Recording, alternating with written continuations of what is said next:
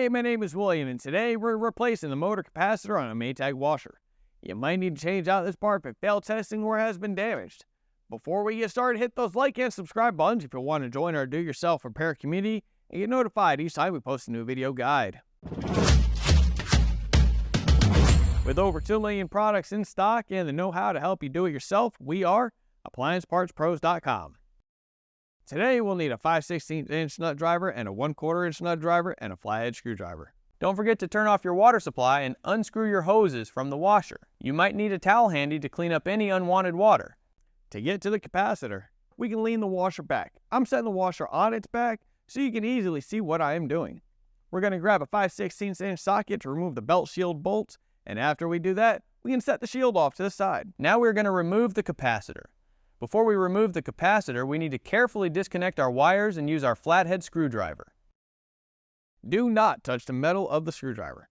We're going to set the tip on one terminal post and create a bridge to the other one, then leave the screwdriver there for a few seconds. Repeat this one time. Now that the capacitor is discharged, we can go ahead with the removal process. The capacitor can come out one of 2 ways. If your capacitor has a black plastic case like this one, it'll be rotated counterclockwise and should lift out at about 45-degree angle. If it has a middle bracket, there will be a 1/4 inch screw that will need to be removed.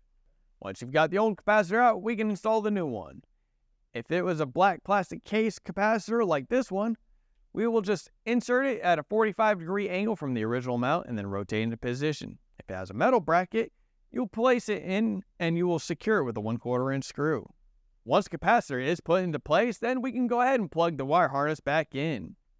Put the belt shield back into place and set the washer back onto its base. Don't forget to plug your washer back in, connect the water hoses, and turn your water supply back on.